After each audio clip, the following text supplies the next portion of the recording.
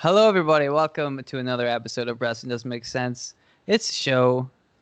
I mean, barely, but it just about qualifies as a show on the internet, and you're listening to it. Thank you. I'm gonna get that right. Gonna get the thanks straight out of the gate. Today's episode is gonna be about wrestling weddings. Because historically in wrestling, weddings haven't always gone to plan, and we've seen one very recently. We've seen a couple, like in the last couple of years. It feels like. A lot of them involving one guy, funny enough, but we'll get to that.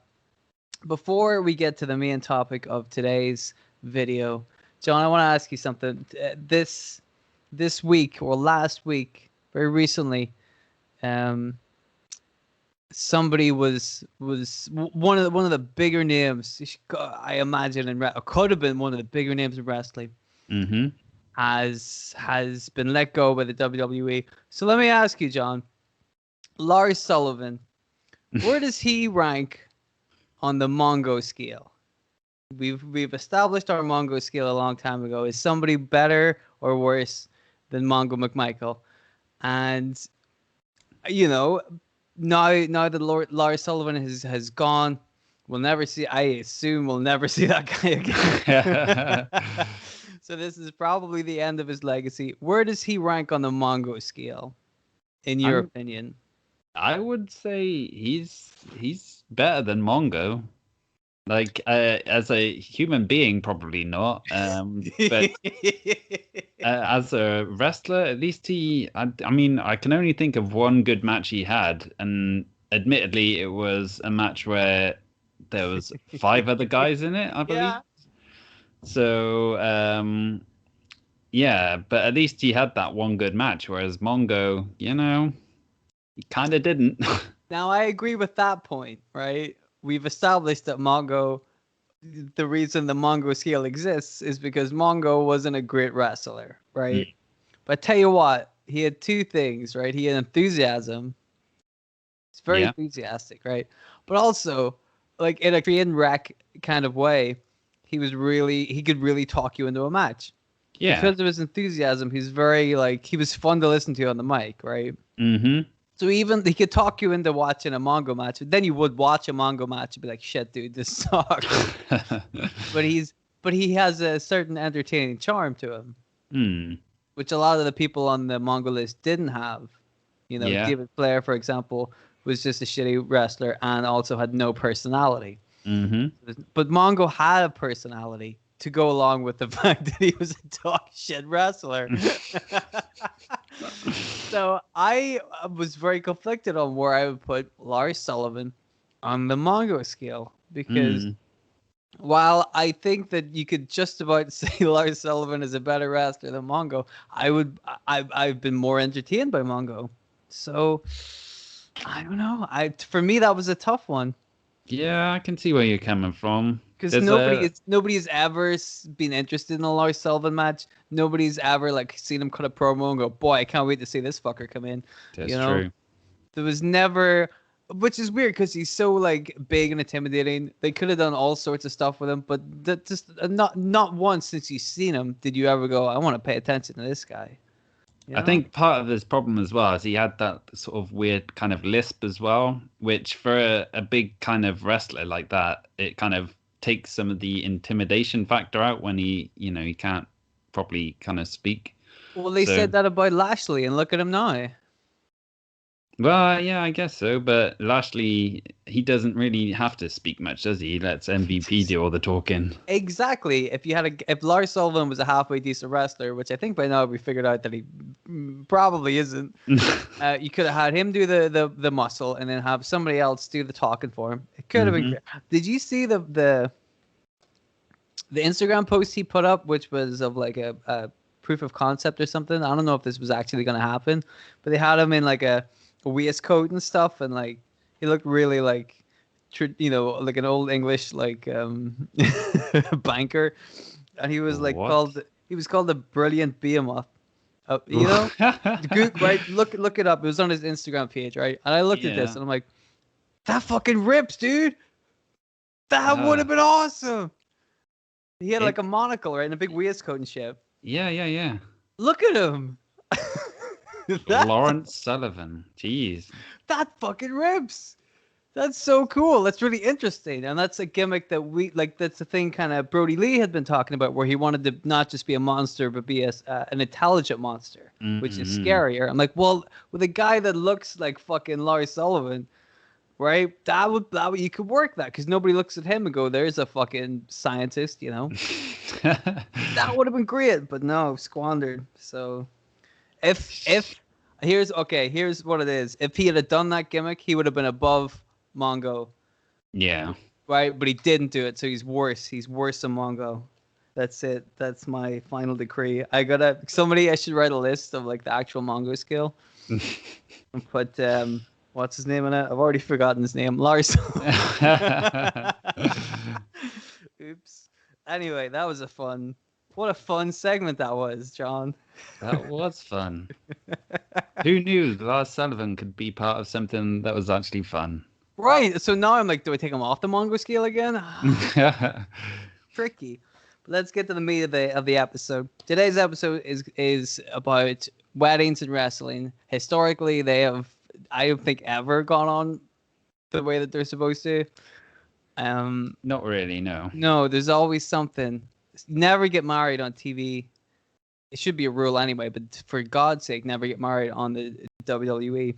Yes. Any wrestling television program, it turns out, because it's not just the WWE. They can do shitty wrestling angles. We've already established it's not just the WWE that can do shitty comedy angles or shitty celebrity angles. But now all the wrestling are muscled in on their shitty wedding angles.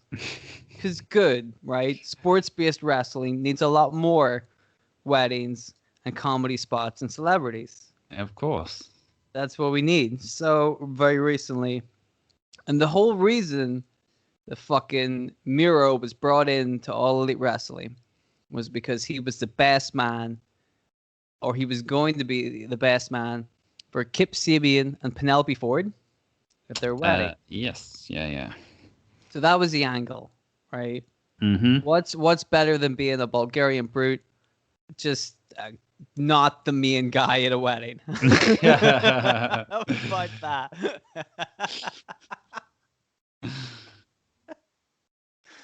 That's how you get him over. It's like when you say this shit out loud, like, it really is funny. Fair play to them, man. When you're not taking that shit seriously, you're like, wow. It's funny as heck, man. I can't argue with that. So recently, as in the last week or so, we've seen the wedding. They had the wedding. They're actually married. And of course, because they had a wedding, they had it on TV. And because Miro was the best man, he was involved. And he has Chuck Taylor as a butler now. Yeah, well, just up until the wedding, the gimmick was for, but yeah. Okay, let me clarify something real quick. Mm-hmm. Up until the wedding, the rule is Chuck Taylor has to be Miro's butler. Yes. I'm correct on this so far, yes? Mm-hmm.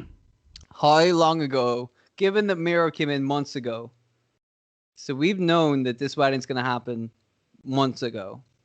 Yes. Right? How long ago was it that they made that the stipulation? That Chuck Taylor had to be the butler up until the wedding? I think it was about 2 or 3 weeks ago, so didn't exactly get much mileage out of that. Wow, the impact that angle must have had on the fans. You know, it really like tugged at their heartstrings. Oh my goodness, what is wrong? So we had the wedding, all right? Mm-hmm. James Mitchell's there. Yeah, he's become like the go-to minister now for wrestling weddings, it seems. Who was the last one he did? I believe he's done a couple in Impact where I think he might have been the minister for the like on-screen wedding between Brian Cage and Melissa Santos, and I think I have no idea. I have not even heard about that. I have no idea that even happened. Yeah, and there was the wedding between Taya Valkyrie and what's his name, Johnny Bravo, or was that someone else. But yeah, the one that ended with the who shot Johnny Bravo angle. Wow. And that wasn't that long ago. No, it was just, what, earlier? Well, like a few months ago. So that was a wrestling wedding that I don't know if is going to be included on this list. No. Wow, boy, fucking Impact knocking it out of the park once again. Okay, so at least that makes sense, kind of. I mean, they're already swapping. I mean, there's already a relationship between All Elite Wrestling and Impact, so they're swapping talent. And what better talent to swap than the minister for officiating a wedding? Yeah. Excellent use of your top talent. But anyway, so the two guys, Kip Sabian comes out, Penelope Ford comes out.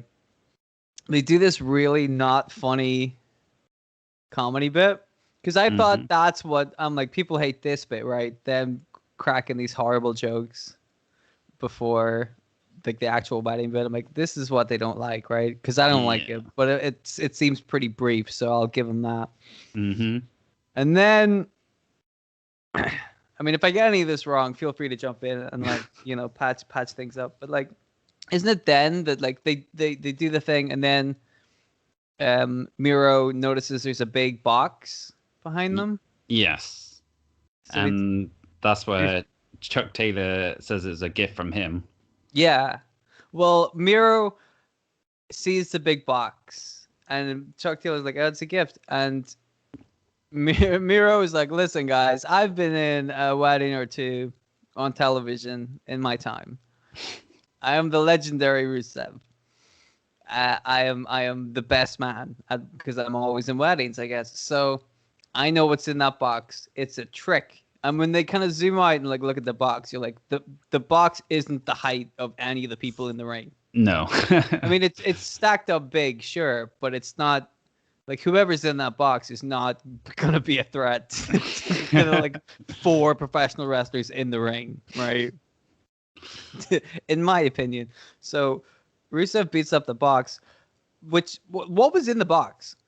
Like tissue paper or something. It was virtually empty. There's nothing. Because you can tell when he knocks it over, there's nothing in the box, right? Yeah. So I'm like, well, what was the gift? Like, what did Chuck Taylor? This is their wedding, for fuck's sake, right? And it's a big box. You must just like, what's in it? What was it? What the fuck is in the box? This is bullshit. This is the worst thing All Elite Wrestling have ever done. They won't tell me what's in the box, right? So, haha, it was a joke. Turns out there's nothing in the box. And then so then what happens after Rusev tackles a box?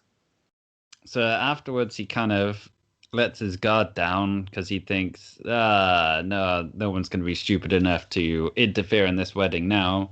But then as he lets his guard down, like Chuck Taylor's on the outside of the ring now. I think maybe Miro threw him through the ropes or something. But yeah, like he doesn't notice that Chuck Taylor handcuffs his ankle to the bottom rope and like traps him there until it's too late. And then that's when the wedding cake sort of opens up and outsteps Orange Cassidy. So he was inside the wedding cake. Yes. And he didn't notice Chuck Taylor, his butler, leg cuffing him to whatever. Yeah. It's like a Scooby-Doo cartoon. Yeah, pretty much. It's really like it's like a human cartoon. It's nonsense, right? And then out of the cake, because why else would you have a giant novelty cake in the middle of a wrestling ring? Somebody's in the cake. Who's in the cake? It's Orange Cassidy. It's orange flavor cake, which is disgusting. Just eat a regular cake. Orange Cassidy is in the cake, and he beats up some people. Yeah. That's pretty much it. But the thing is, like, the last wrestling wedding that Miro was involved with, he like ended up popping out of a cake himself. So he came out of the cake. You would have thought he would have checked that out. Right. That's what gets me about this, man. The cake was in the ring. Giant cake, obviously got somebody inside it. Mm-hmm. He knows this because he was the one who did this a year ago ish, right? And so he attacks the this big empty looking box, right? Mm-hmm. It doesn't look at the cake at all. Doesn't even think there's well, the box was fake. The box that was bought by Chuck Taylor is fake, but the cake that was bought by we don't know is probably legit, so that's fine. Like who bought the cake? That's a good question. No, these are the questions nobody's asking and nobody's answering. Somebody get me Tony Khan on the phone because this shit doesn't add up. I'm starting to think that this wasn't a legit wedding. No way. Yeah. Well, how about that? So you were alluding to the wedding between Lana and Bobby Lashley. Mm-hmm. Where, I mean, where the fuck do you start with that one?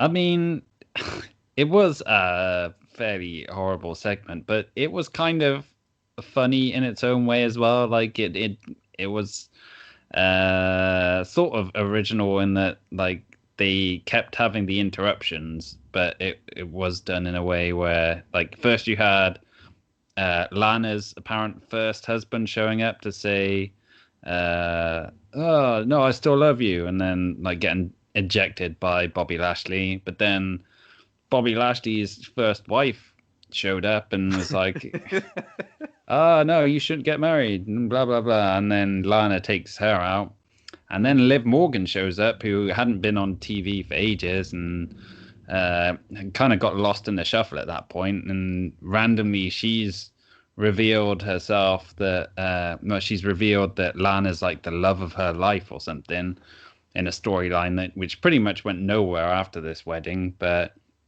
yeah, so it was kind of they played it for laughs, and as they do most of these wedding segments, it has to be said. But yeah, it was amusing enough, not brilliant stuff. But then that's when you get Rusev popping out of the cake and taking the fight to Lashley, and apparently scoring huge numbers on YouTube as well.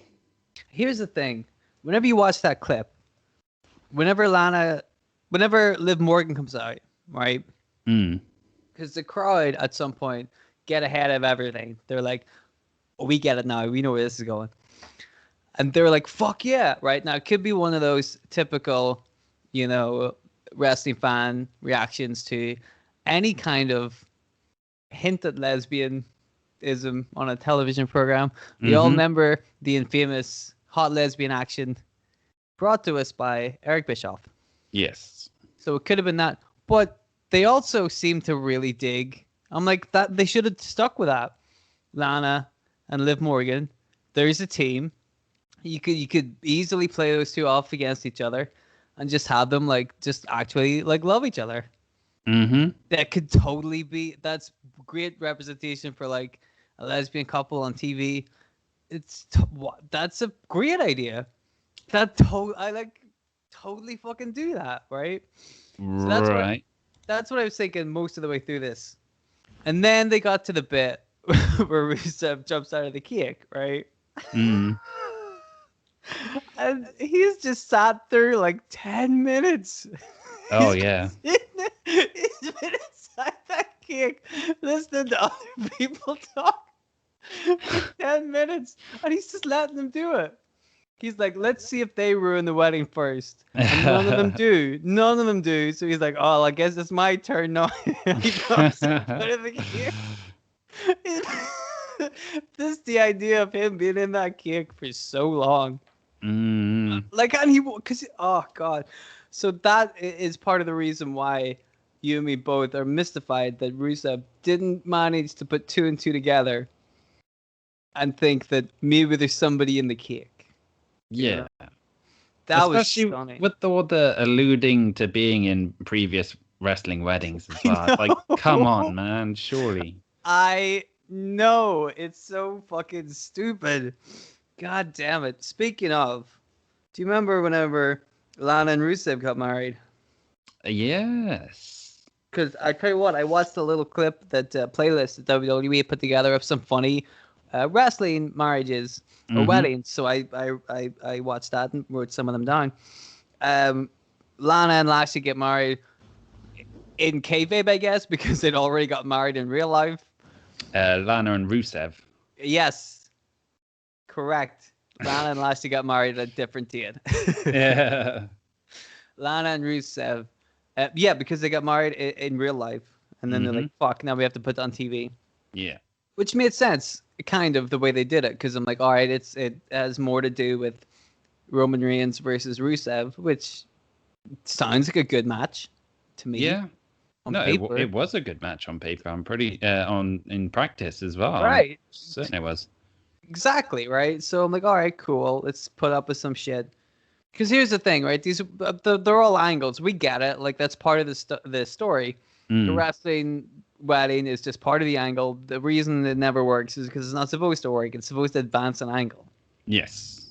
So Lana and Lashley getting married was to build up Rusev versus Lashley, and then Lana and Rusev getting married was to build up Rusev versus Roman Reigns.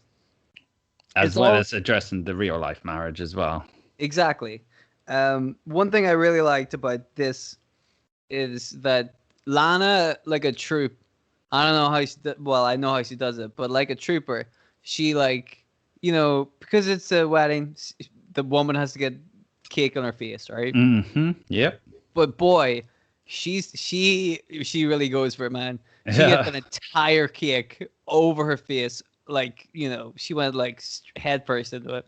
Fair play, dude. I gotta say, if you're gonna do it right. That was the problem. They didn't have Lana at the wedding. Rusev isn't the key to a good wedding. Lana is the key to a good wedding. Yeah. Right? Because the Lana and Rusev one, that was okay. The Lana and Lashley one went on way too long. Yeah. But the problem wasn't Lana. The All Elite Wrestling one, right? We've already established that weddings are like an angle to against people. So is this angle between Miro and Kip Sabian against the Best Friends? Presumably, although I would not be surprised if it becomes more of a solo feud between Orange Cassidy and Miro. Which sounds like a total waste of the Chuck Taylor thing then, right? If he's just going to be a bit part player in somebody else's bigger storyline, why does he have to be the butler? That's so stupid. Well, I'll give him the benefit of the doubt a little bit, because I think with Trent going down injured, when no doubt he would have been a major part of the storyline as well, building up to the wedding. I think that probably changed their plans a little bit, and so they kind of had to adjust on the fly. But even still, they could have done a better job with it. Well, that's fine. Injuries, fair enough. I mean, they're gonna disappoint me whatever they do, so it doesn't matter. Let me see. What Daniel Bryan versus AJ Lee was on this list, right? Yeah. And I didn't think it was that big. The thing I wanted to talk about was basically what happens is they're gonna get married, and then Vince McMahon comes out and declares AJ Lee the new general manager of Raw. Well, I think the actual sequence of events was that AJ and Daniel Bryan were both given their I do's, but then after AJ said I do, she said it wasn't for Daniel Bryan, it was for someone else. And then Vince's music hits and he comes out. So it looks like she wants to get married to Vince McMahon, but then she reveals that she was accepting his offer of becoming the Raw general manager. And then she skips away. Yes. To her awesome theme music. I always liked her theme music too. I thought her theme music was banging. That wasn't one of my favorite, but hey ho. I don't know why, man. It's just it gets stuck in your head, But my favorite part about this whole bit is when she's skipping away in her little wedding dress, she's still wearing Chuck Taylor's. And I'm talking about the shoes. Yes. because we were just talking about Chuck Taylor, the wrestler. I realize now that could get confusing. That's a good segue, though. Well done. Thank you. But I love that she was wearing the shoes. Mm-hmm. So it's so in character, you know. I dig it. There's been a lot of wrestling weddings, hasn't there? There's been a shit ton of them. Yeah. Should we go with how about yeah, okay, there's a bunch that happened on SmackDown back in the day. We've talked briefly about like Al Wilson and Dawn Marie's wedding and subsequent passing away of Al Wilson on the honeymoon from overexerting himself. I like how that one has made it into the weddings and the deaths episodes of Wrestling Doesn't Make Sense. Absolutely, yeah. That's Al Wilson's legacy for you right there. That was a weird one because that had like the whole feud started over Dawn Marie sort of wanting to get with Tori Wilson, like leaning into the whole hot lesbian action thing that we mentioned before, but then like she sort of seduced Al, Tori's dad, to kind of get to Tori and took it too far by how many times have we done that, my friend? Yeah. But yeah, there's a few years after that, there was the wedding between Teddy Long and Crystal Marshall, who, they hooked up, and it was a lovely affair with like all the SmackDown roster and the ECW roster at the time as well, like as the guests in the sort of entranceway. And they even had like Vince sat front row with Coach and Hornswoggle, who'd just been revealed to be Vince's illegitimate son.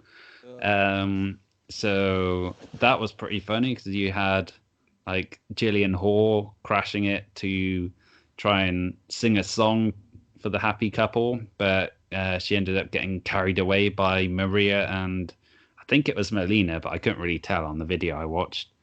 But you also had like Hornswoggle constantly attacking Coach throughout the ceremony. And then you had like the Godfather coming out when the minister does the speak now or forever hold your peace deal.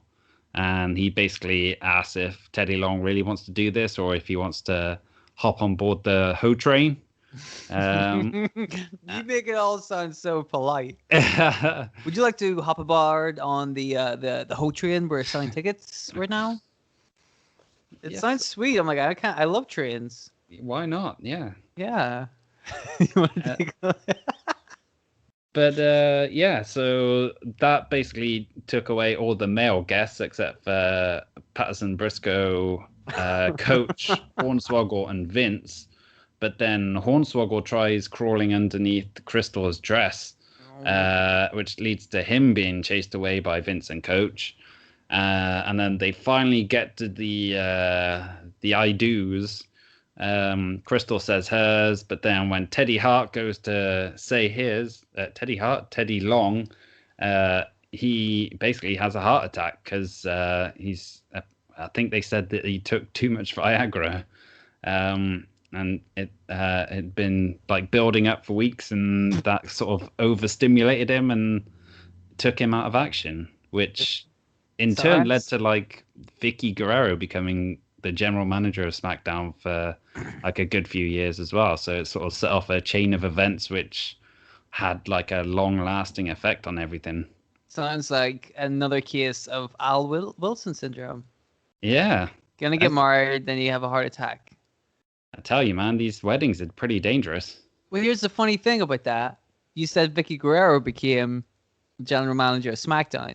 Mm-hmm. Remember what Vicky Guerrero did?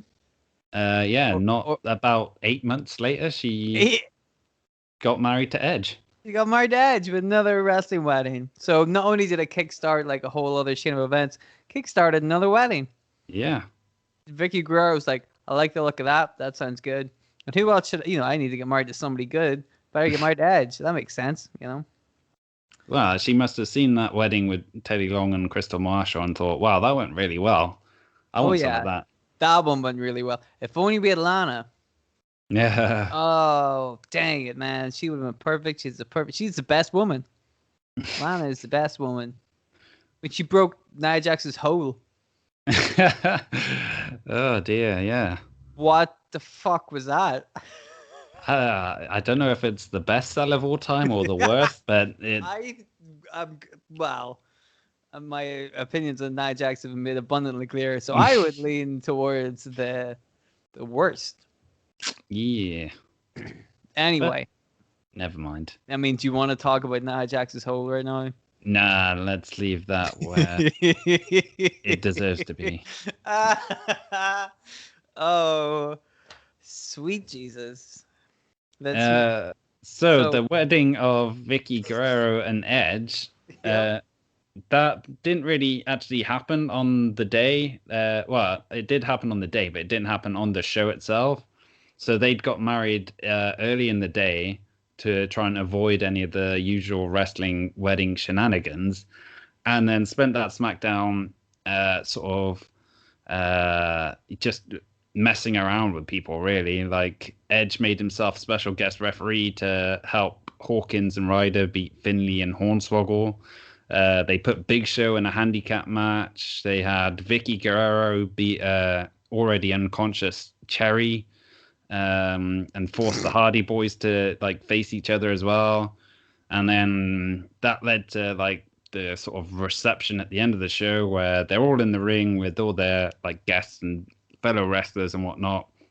And then that brings out Triple H, who exposes that Edge had been hooking up with the wedding planner Alicia Fox in what was her WWE debut, which kind of, ruined their wedding right off the bat. Good old Triple H. As he said himself, also somebody who's not a stranger to weddings in wrestling. Yes, we'll get to that. I think everyone knows about that, but we'll get to that later because we have to talk about it. It's just part of wrestling that you like. I saw it happen. We got to talk about it. Mm-hmm. But again, Edge, not, this isn't his first rodeo either. That's true. He also has had a prior wrestling marriage on, was it Raw? It was in May 2005. No, the person he got married to or had a ceremony with, because doesn't always go the way they plan it to. That was Lita, right? That was indeed.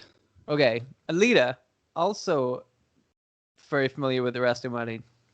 Absolutely, yeah. I mean, this wedding with Edge was, it came about after she'd been paired up with Kane for a while, and we'll talk about that in a second. But it did lead to like the pretty funny image of Kane like just popping his head up through the ring. Yes. Like right near the end of the wedding, and then like sort of crawling out and beating up Edge and sending him and Lita running away before deciding to destroy the set and tombstone the old man priest as well. Yeah, which was a bit much. I mean, yeah, but it is Kane. He's he's the big red machine. He's a monster. I mean, true, but it wasn't that guy's fault. Yeah, that's fair. He was just he wasn't Eric Bischoff dressed up like a minister or anything. He was an innocent bystander. It was unfair. Although, like you said, Kane, hard to rein that guy in. Definitely. Just, but the fucking, oh my god, the image of him, because it's such a quick cut. Where they kind of zoom in, they're like, everything's fine. What's that over there? Like they zoom in really quick, and the Kane just like, hi guys. It's so fucking, because it looks like he's wearing the ring as like a ruff. Yeah. He's just carrying the entire ring. He's just walking around with it. Oh my god, that's so funny. I think we find the thumbnail for this episode. Yeah. So yeah, Kane like kind of wreck shop to advance the Edge versus Kane business. And like you said, Lita had been involved with a wrestling wedding angle involving Kane. Which might be one of the most just poorly conceived and offensive angles that they've ever done. They've done some pretty offensive things. I know, but this was horrendous. This is the kind of angle where you think, man, they could have really done with like a woman in the writer's room to kind of say, right. Hang on, guys, I don't think this is, quite the right direction we should be taking this. But yeah, it pretty much all started off with Kane becoming like enamored with Lita and essentially kidnapping her. And then, like, shortly after he'd kidnapped her, Lita announces that she was pregnant, with everyone sort of assuming Matt Hardy was the father. But then she, or I think it was Kane, in fact, who revealed he was the father. And Lita, she didn't really want the demon spawn of Kane. So she tried miscarrying the baby by attacking Kane, giving him a low blow after a match with Chris Benoit, causing Kane to grab her by the throat and look as if he's about to chokeslam her, but then he stops at the last second because he wants this baby to kind of carry on his legacy. See, he stopped himself. It's not that offensive. He tried to stop himself from killing the baby. Oh, but it gets more offensive because then SummerSlam rolls around and we have ourselves a Till Death Do Us Part match where it's Kane versus Matt Hardy, where the winner,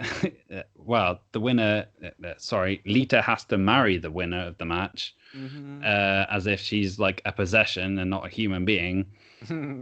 And yeah, so like Kane obviously wins, and that leads to the wedding on Raw, where for some reason there's like they bring in little people to act as the ring bearers and flower girls and stuff. What do you mean? What do you mean for some reason? Well, I mean, for some reason. We know what the reason is. The reason is that, I mean, they do this a lot. There's a lot of little people involved in WWE weddings for some reason. Like we've already mentioned Hornswoggle. Hornswoggle. Yes. We'll be talking about some little people again, I imagine. Yeah. So it's kind of the bizarre tropes that they always wheel out for this. But Vince McMahon thinks it's funny. It's true. That's what it is. It's the only reason. Oh man, yeah. There's a lot of stuff which you can kind of tell has got Vince's finger all over him.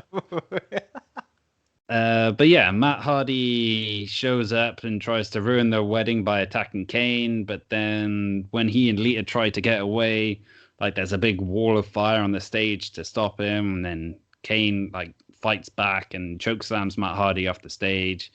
And yeah, basically forces Lita to say I do. And they're apparently married. And that then leads to the whole storyline with Snitsky debuting on Raw. Oh, I wonder what happens now. This seems interesting. Snitsky is just debuting. I'm sure he's got some kind words to say to the new happy family.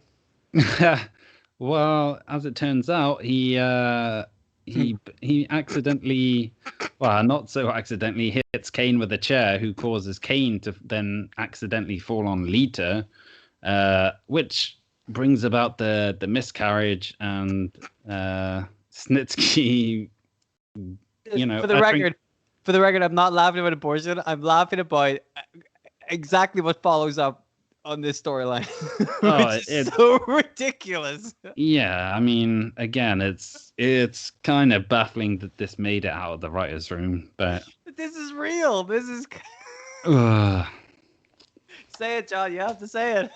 So Snitsky proclaimed that it wasn't his fault, and then for some reason decided to punt a doll into the crowd as well.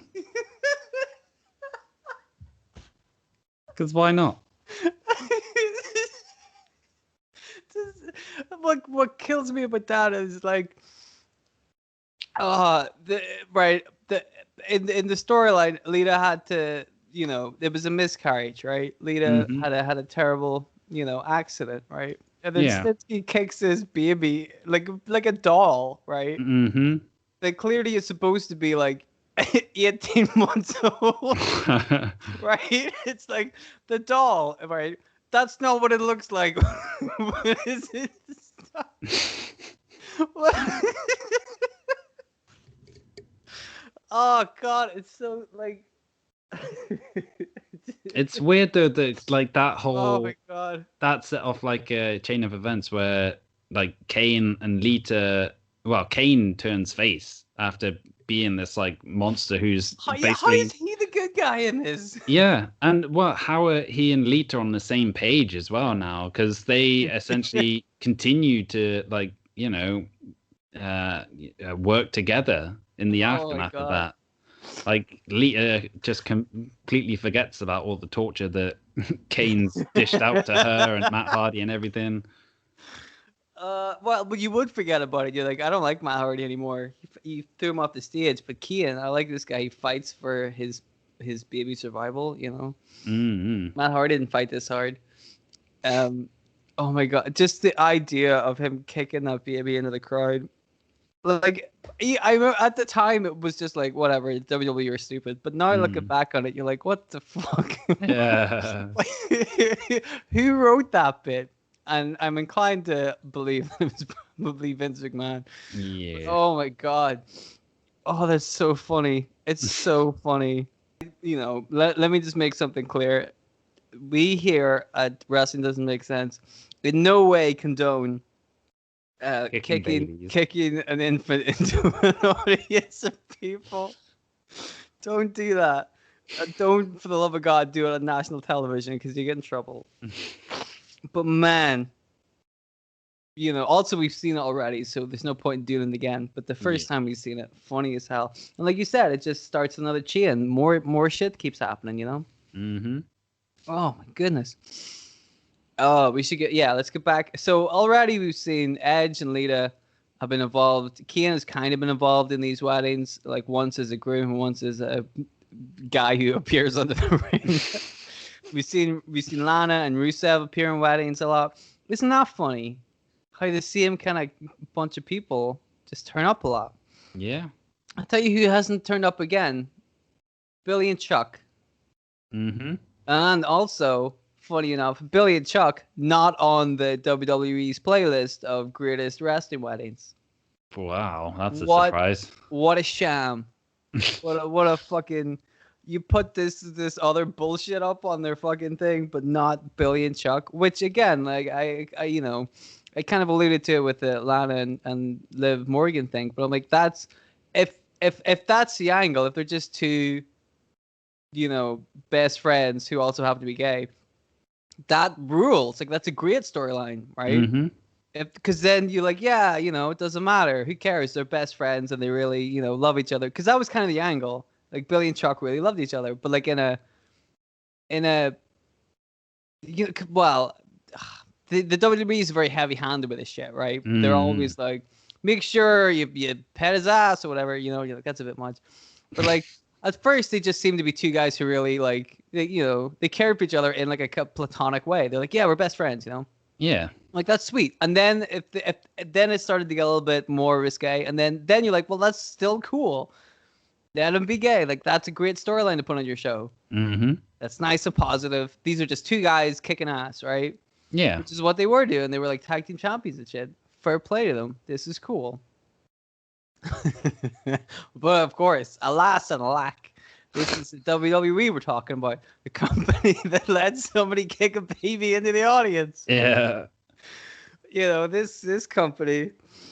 Oh God, like we talk about the fucking company being shitty today, but we're like, we did have to put up with a lot of shit. Absolutely. So Billy Chuck. Oh no, go ahead. The funny thing is about like the whole Billy and Chuck scenario is that they actually had the support of GLAAD, the Gay and Lesbian Alliance. Very briefly. Yeah, but they were like helping consult on the storyline, and they were like seeing it as like a good positive push and everything, and then then the wedding happens, and they have to quickly turn about face and say, yeah, the WWE basically burned us on this and lied to our faces about what they were going to do and the positive message they were trying to send out with it. So, well, exactly. Like they could have done something really cool with it, but instead they were like, "No, it's all a joke. Fuck you." I'm like, well, good. It's good that he did that because, look at where Billy Gunn and Chuck Palumbo went after that. Yeah. Their careers skyrocketed. Didn't go anywhere with hearing Chuck Palumbo's name. Mm-hmm. Billy Gunn went on to have a long and in no way crazy ass career. Our point being that this angle not only did like nothing for Billy and Chuck, it actively did a lot like against them. To split the team up. I think they teamed for a little bit longer, but then eventually, I want to say Billy it was who got injured, and that kind of put the But like the death knell on it. that team wasn't going on much longer. No. It just wasn't. Basically, what happened? Billy and Chuck were going to have a marriage on SmackDown. Was it SmackDown? Yes. Or Raw? SmackDown. Whatever. It's the same show. And they were going to do it live on SmackDown. And, hence why, those organizations were involved because they're like, well, this is, going to bring major eyes onto the company. We want to make sure it's handled in a very classy way. Mm-hmm. But this is the WWE. We already established classy and the WWE do not go hand in hand. Unless you're talking about Lars Sullivan, the brilliant behemoth. In which case, classy guy all around. But he's done for. We'll never see him again. And there's a very odd looking priest at the wedding. Is it a minister or a priest? I think a minister, but I mean, you say he was odd looking. I didn't think too much about the guy when I saw him. Like, I didn't think there was anything untoward about him or anything. I just thought it was like a doddering old minister. He did kind of, but like when you look at like his eyebrows, you're like something's wrong with kind of like his forehead, like. But again, like that's old men can look weird. So I'm like, well, maybe it is just an old man. That's fine. And he does the minister business, the ministering, if you will, or the officiating. I think is the thing to call it. I don't know. Yeah, that'll do. I haven't been to a wedding in a while, and I do not assume that wrestling weddings are the same as going to a real wedding. So that doesn't count. But he starts to do the ceremony, and it all seems very sweet, right? Mm-hmm. And then what happens? And then you get Billy and Chuck kind of looking over towards Rico as they're doing their vows and stuff and doing the I do's, like, hang on, what's going on here? This is going a bit too far. And they both say their I do's, and then the minister is about to pronounce them man and man. I don't know. Yes. But yeah, he before they can do that, they kind of say, no, hang on, this is going too far. This is just supposed to be a publicity stunt, and we're not gay, but there's nothing wrong with that, they say. As long as they made that clear. Yeah, but they say it in such a kind of condescending way. Yeah. But yeah, so after that, like the minister's like, oh, well, marriage is a great thing, and love is enduring, and it doesn't matter if you're together for 60 years or 3 months or 3 minutes. And when he drops that 3 minutes line, that's when the doddering old minister suddenly wakes up and stands up straight, and his voice changes, and he's like, did I just say 3 minutes? And then he pulls the face off. Yeah, that's when the crowd kind of caught on to who it was. And like, I remember watching it live thinking, holy shit, that's Eric Bischoff. Right. No, like, fair play to everybody here. That part was pretty fucking cool. Oh, yeah, man. It was excellently done. Like, proper Hollywood style makeup effects. Yeah, like it was a really good. That was well played because nobody, but like that got Eric Bischoff over huge. Yeah. They're like, wow, dude, he's got range. He can play an old man. He can play a slightly less old man. You know, but like that bit was like, whoa, dude, that's awesome. Fortunately, that's not the bit a lot of people were talking about after that segment mm, because of the fucking ham-handed way they portrayed a gay marriage on their TV show. Maybe wasn't so good. And like that, I remember that a lot mm, because it seemed like a really bad angle that went nowhere. And you're like, well, where have we seen that before? How many yeah. times have we seen that since? It was a damn shame. Although it was some of Eric Bischoff's finest work. And yeah, it did lead to the team of 3 Minute Warning attacking both Billy and Chuck, but they also attacked Stephanie McMahon as well, which is a nice segue into a whole bunch of wrestling weddings because she's been in a lot of them. Well, yeah, she's been in at least 2. Well, I bet there's one that you're forgetting, but I think there is clearly because you know what it is and I don't. You know the numbers. You know if there's 2 or more. Let's start with the first one, and the one you probably don't remember is pretty much an introduction to WWF TV. Was when she got abducted by the Ministry of Darkness. And yeah, you're right. That was the one I didn't remember. He tried to force her to marry him with like Paul Bearer conducting the ceremony. But it wasn't like a typical wedding because Stephanie was kind of strapped to a giant Undertaker symbol, which in no way, shape, or form was a cross. So don't let anyone tell you otherwise. But yeah, she was like strapped there, and you got the Ministry like sort of protecting the ring from Big Show and Ken Shamrock both trying to come out and stop the ceremony and do the right thing. But they get taken out by the Ministry.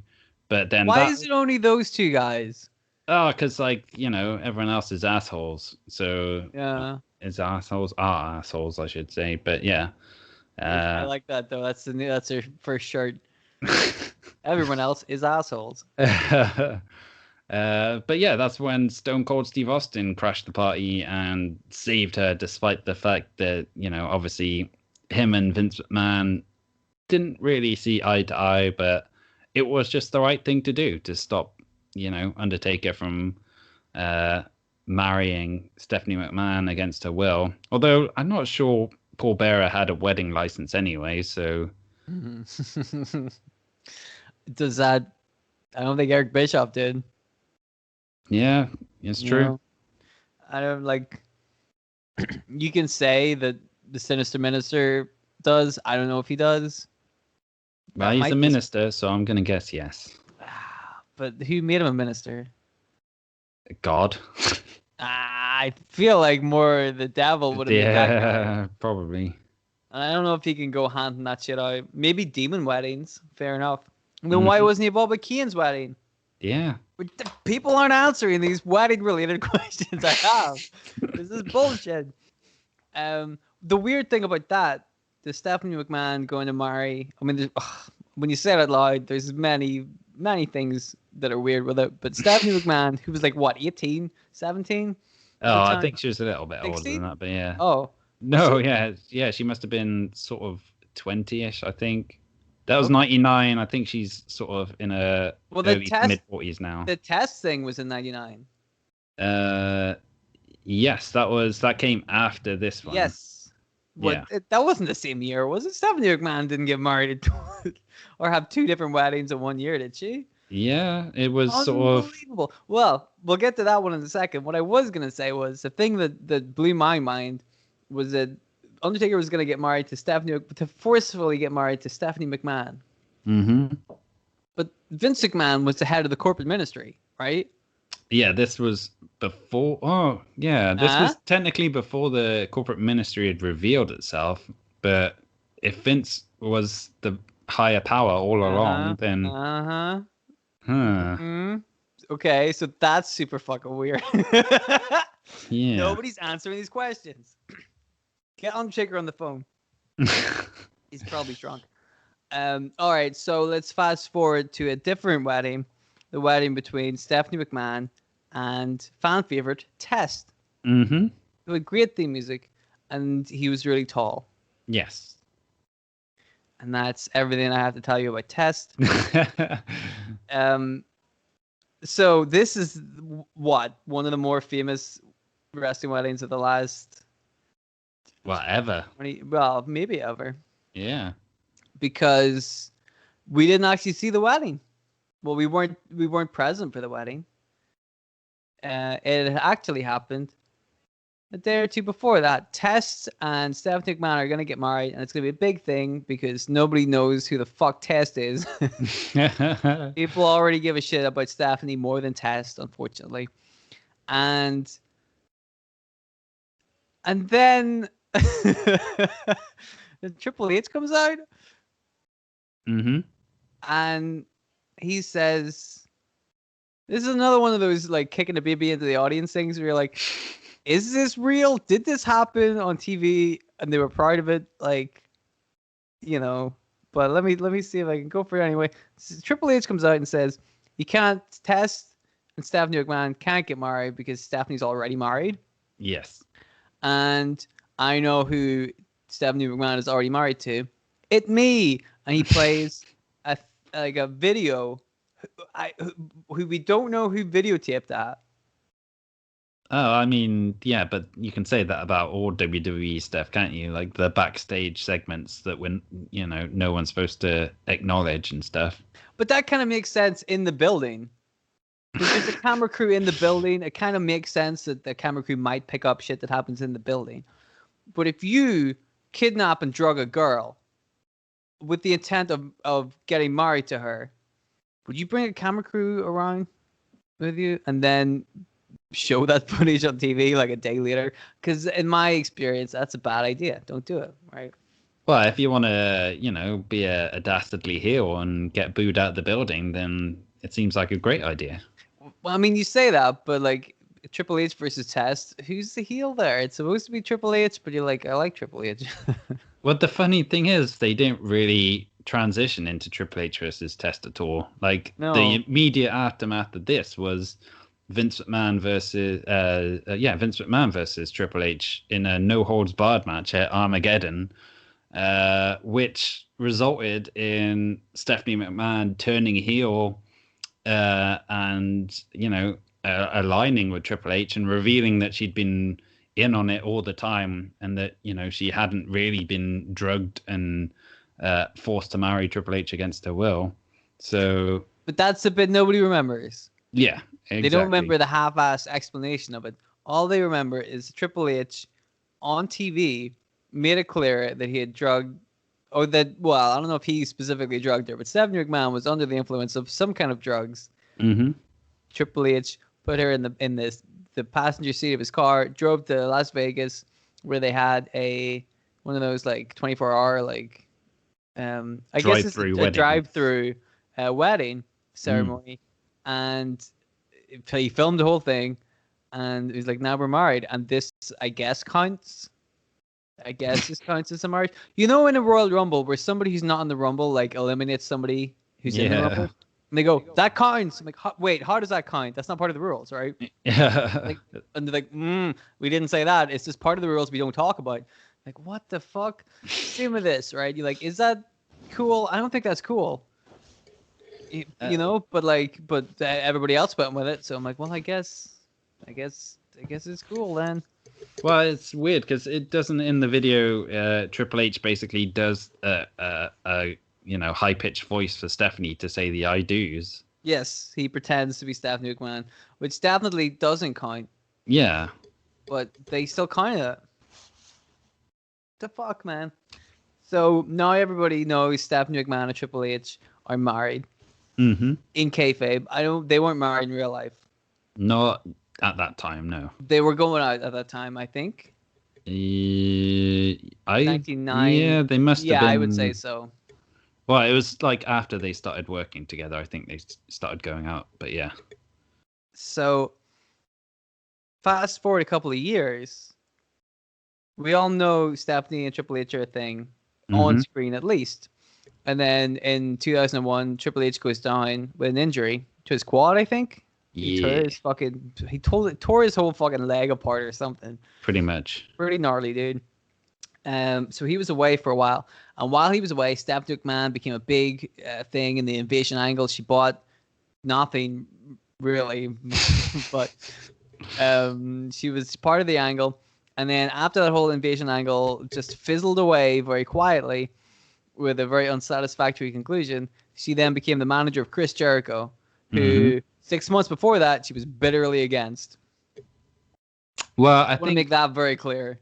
wasn't it before she started managing Jericho was when Triple H was making his comeback at the Royal Rumble, and obviously because of his lengthy time away and like how much the fans missed him, he was a huge face when he came back, as opposed to like the dastardly heel he was when he left. Whereas Stephanie was still very much a heel at that time, and so they didn't ignore the fact that they were still kayfabe married and everything, but they started playing up all these issues between them where they kind of weren't on the same page, and because Triple H was a good guy and Stephanie was a bad guy, they were just if Stephanie was smart, she'd write that out, because you're like, Triple H isn't going to be a good guy for very long. Think about it, dude. Think about it. Yeah. But it ended up with Stephanie kind of pretending that she had become pregnant to kind of guilt trip Triple H into sticking out the relationship, and to renew their wedding vows on Raw to seal the deal and everything. A real classic piece of writing. I mean, it's funny you mentioned there not being enough women writers in that show. I can't imagine how that could ever result in any problems. Yeah. But so the ceremony happens and it's all going swimmingly, and then when it comes to Triple H giving his heartfelt vows, he basically calls Stephanie out for being a no good lying bitch and telling her that the marriage is over. And then he kicks a baby into the audience. Well, no, he just punches Vince McMahon out cold. Bet Triple H is ripping. Like, when he saw that play out, he's like, fuck, dude, how did I not think of that? Kicking the baby into the audience, it's so obvious. Yeah. Look at all the dumb shit I was doing. I was pretending to have sex with a corpse. I could have kicked the baby into the audience. Damn. I tell you what, though, Stephanie McMahon at the end of that marriage segment, oh God, she sold it like a champion. Oh, absolutely. Beautiful. She was livid, like she was just gonna destroy anything that she saw in her path. I love that. It's a great visual. But the only trouble with it is, like, that's kind of indicative of how that feud heading into WrestleMania went, because it was all about Triple H versus Stephanie rather than nothing to do with Jericho. No, he was completely forgotten about as the undisputed champion. Undisputed champion, and they already couldn't give a shit. Yeah. Oh boy, and you wonder why Chris Jericho has gone mental and seems to have a chip on his shoulder against that company. Yeah. Boy, wow, going through these wrestling weddings really reveals an awful lot about present day wrestling, doesn't it? It sure does. My goodness, I didn't expect it to get that introspective. There you go. There's a lot of wrestling weddings right there. We could probably, spend another hour or two talking a bit more. I mean, we didn't even mention the Macho Man and Miss Elizabeth wedding, but what can you say? That was like, it was almost the one with the happy ending, although like the wedding ceremony itself went off without a hitch, but it was just the reception. The after party, yeah. Yeah. Fucking Jake the Snake. Let me ask you this real quick. Have you seen the Butcher Vachon versus Ophelia wedding? I did. I watched that earlier today. So did I. Right. Good. I'm so glad you have, because if you hadn't, I was gonna get you to do a live review of it. But I'm like, what the fuck was going on there? Yeah. What the? Anybody listen to this? If you haven't seen it, please. Butcher Vachon versus, not versus. Butcher Vachon and Ophelia and their wedding. Google it, yet YouTube it, because we saw it on YouTube. hmm I don't know what the fuck it was going on, but it was so funny. It was I don't understand. I mess. don't understand why it was so funny, but it was really funny. There's it basically starts off with Howard Finkel announcing this contest is scheduled for 1-4 with an infinite time limit. I mean, Before there's definitely a time limit. yeah, and then he starts introducing like Mad Dong Vachon as the best man and Fabulous Moolah as the maid of honor. But then they bring out the little people again, like Right. Diamond Lil, the flower girl, who has her flowers stolen by Jesse Ventura. And then Sky Lolo as the ring bearer who gets accosted by Lou Albano and Freddie Blassie, who tries to take a good look at the ring to like he's going to pawn it or something, but then decides, nah, it's not worth anything and gives it back. And then all throughout this, you got Vince and Lord Alfred Hayes doing commentary at ringside. It's a bizarre mess. But the fucking, did you see the ceremony? Not the ceremony, like the after party. Oh, I saw all of it. Yeah, right. yeah. What the fuck was any of that? My God, that was so funny. Just no, I'm like, is this bit scripted or not? Like, I don't. Everybody, it was like they were trying to start a food fight, but they didn't. And then somebody starts throwing chairs, but it's like not the folding chair. It's like a big ass fucking plastic chair. Mm-hmm. The one guy's throwing that around, and there's like a little guy on the table who gets a pie in the face almost immediately. Yeah. And Vince is laughing about this. I'm like, what the fuck is this? It's Vince's humor, like right there. But there was something about it that was just really funny. Well, there was it could have been. It could have been that I was super high. Yeah, probably. Because there was one point where like there's like a random woman in a mask who looks like she nearly gets her dress ripped off by George the Animal Steel and one of the Wild Samoans. And it's like, whoa, what the fuck is going on here? That's less funny. Vince has to like kind of drag her away from the scene, and that bit's not as funny as the pie in the face. No.